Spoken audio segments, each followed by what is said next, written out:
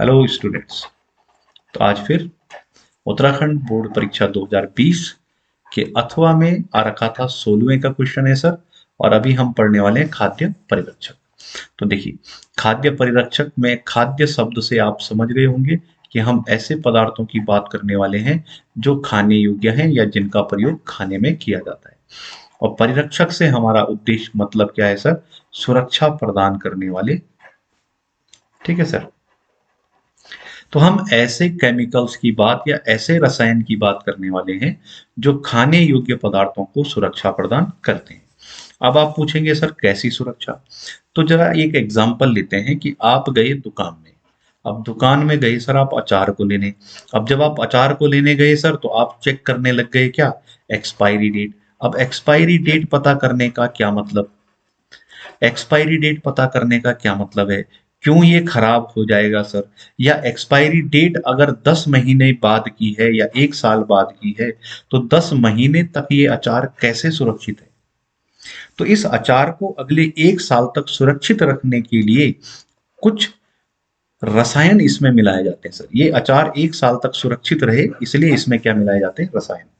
अब ये जो रसायन इस अचार को सुरक्षित रख रहे हैं सर, इन्हीं रसायनों को हम क्या बोल रहे हैं सर? खाद्य परिरक्षक। ठीक है सर। अब आप बोलोगे सर कि ये दिक्कत कहाँ है, क्यों खराब होते हैं? होता क्या है सर, जब आप ये अचार बना रहे हैं तो इन अचारों में सूक्ष्म जीव वृद्धि कर जाते हैं। क्या करते हैं सर? जो हमारे सूक्ष्म जीव होते हैं ये इसमें क्या कर लेते हैं? वृद्धि कर लेते हैं। अब जब सूक्ष्म जीव वृद्धि कर लेते हैं सर तो ये अचार हमारा क्या हो जाता है? इसमें कुछ अवांछनीय परिवर्तन आ जाते हैं। कुछ ऐसे परिवर्तन आ जाते हैं जो हमें पसंद नहीं होते। अक्सर आपने अचार में देखा होगा सर, ऊपर सफेद सफेद व्हाइट व्हाइट कलर की क्या लगी होती है? फफूंद लगी होती है सर। तो ये, अब क्या आप वो अचार खाएंगे? नहीं खाएंगे ना। तो इस परिवर्तन को आप क्या बोलने वाले हैं? अच्छा, अवांछनीय परिवर्तन। या मीठे में खटास आ गई सर, या खट्टा, आपने अचार बनाया था खट्टा लेकिन वो मीठा होने लग गया। तो ऐसे परिवर्तन क्या होने वाले हैं? अवांछनीय परिवर्तन, जो आपको पसंद नहीं आते। या हो सकता है सर क्या हो जाए, ये जो आपका अचार था सूक्ष्म जीव के वृद्धि करने से या तो ये सड़ गया सर, है ना? ये क्या हो गया? खराब हो गया, सड़ गया। और या तो ये सर पूरी तरीके से ये अचार आपका क्या हो जाए? नष्ट हो जाए।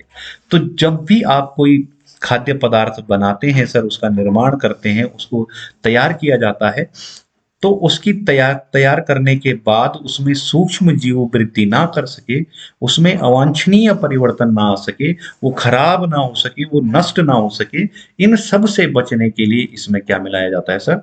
खाद्य परिरक्षक। क्या मिलाया जाता है सर? खाद्य परिरक्षक। तो अब बेसिकली आप समझ गए होंगे, सिंपली आप समझ गए होंगे कि किसी भी खाद्य पदार्थ में सूक्ष्म जीव वृद्धि ना कर सके, उसमें अवांछनीय परिवर्तन ना आ सके, वो सड़े ना, वो खराब ना हो, वो नष्ट ना हो, इस सब से बचने के लिए उसमें जो रसायन मिला जाता है उसको क्या कहा जाता है? खाद्य परिरक्षक।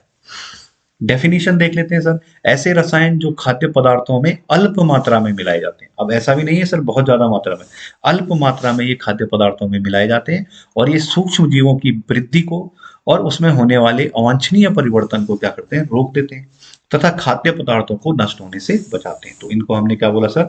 खाद्य परिरक्षक। सीधी सी बात है, खाद्य की सुरक्षा करना। करना क्या है सर हमें? खाद्य की सुरक्षा। अब देखिए सर, ये खाद्य परिरक्षक हमारे दो प्रकार के होते हैं। पहला है सर हमारा प्राकृतिक परिरक्षक। प्राकृतिक है सर, ये प्राकृतिक परिरक्षक। प्राकृतिक परिरक्षक की बात करें सर तो देखिए, हमने एक बहुत अच्छा एग्जांपल लिया था अचार का। क्या हो सर अगर आप उस अचार में तेल ना डालें? अगर अचार में तेल की मात्रा कम रख दी जाए तो क्या होगा? तो आप जानते हैं सर उसमें क्या लग जाती है? फफूंद लग जाती है। क्या लग जाती है सर? फफूंद। अब देखिए, अगर हम पहाड़ी हैं, उत्तराखंड बोर्ड से हैं, तो आप जानते होंगे हमारे खेतों में होने वाली दालों में अक्सर क्या लग जाते हैं सर? कीड़े। तो हम क्या करते हैं, इन दालों को भी क्या करते हैं सर? तेल से मालिश कर देते हैं। इनको इसके चारों ओर क्या कर देते हैं? तेल की एक लेयर लगा देते हैं, तेल की परत लगा देते हैं। तो हुआ क्या सर? तेल लगाने से अचार में फफूंद नहीं लगी और दालों में दाल वाले कीड़े नहीं पड़े, है ना? तो तेल का उपयोग आप किस लिए कर रहे हैं सर? दालों को परिरक्षण करने के लिए और अचार का परिरक्षण करने के लिए। क्लियर बात है सर। तो ऐसे केस में अचार के लिए और दाल के लिए तेल किसका काम कर रहा है सर? परिरक्षक का। ऐसे ही सर देखिए, आप जैम आप खाते होंगे दुकान से लाके, जेली आप खाते होंगे सर, तो इन सबको बचाने के लिए सर इसमें क्या इस्तेमाल की जाती है? चीनी इस्तेमाल की जाती है।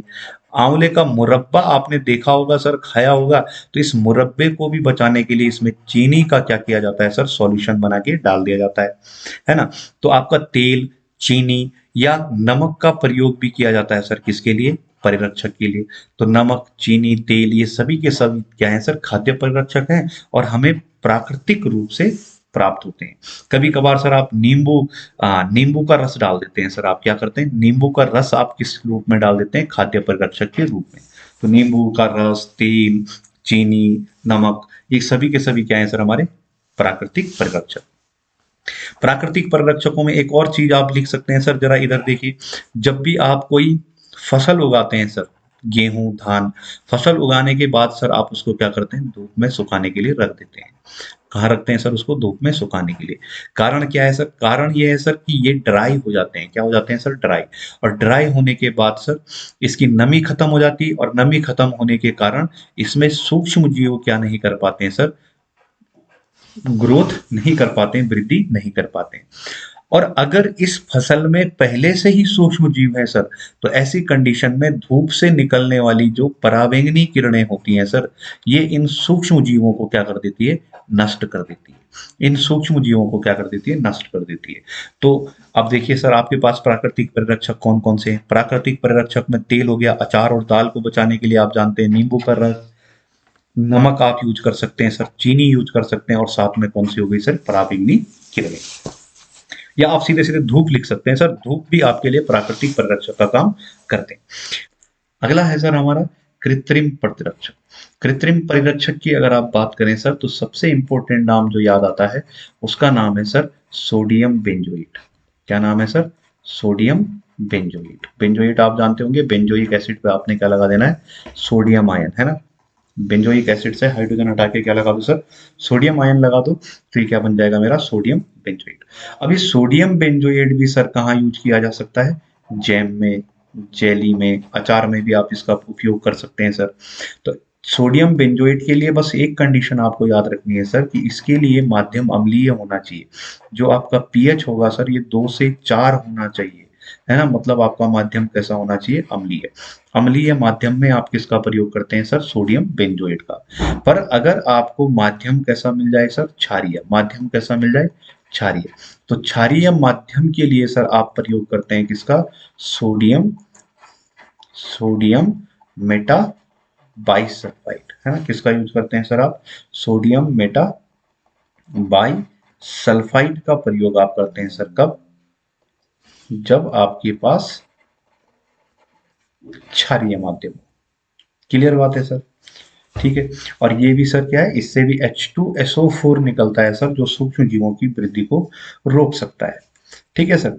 अब आप जैसे सर एक एग्जांपल मैं और दे देता हूं आपको, कि आपको अगर आटा गूंदना है सर, है ना? आटे को अगर आप चाहते हैं सर कि आटा गूंदने के बाद 1 महीने तक उस आटे में कोई प्रॉब्लम ना हो, आपने आटा गूंदा और 1 महीने तक ये आटा क्या रहे? बचा हुआ रहे। तो ऐसी कंडीशन के लिए सर आप उसमें क्या मिला दिए? सोडियम ब्रोमाइड मिला दीजिए। तो ये सोडियम ब्रोमाइड सर आपके आटे को आराम से 1 महीने तक सुरक्षित रख सकता है। इससे भी ज्यादा सर, एक एग्जांपल आपको देता हूं। अगर बरसात में सबसे ज्यादा दिक्कतें आती है सर सूक्ष्म जीवों की, बरसात में, है ना? सूक्ष्म जीवों की सबसे ज्यादा दिक्कत कब आती है सर? बरसात में। तो बरसात के अगर आप बात करें सर, तो बरसात में सोडियम ब्रोमाइड आपके खाद्य को या आपके आटे को 4 महीने तक बचा सकता है।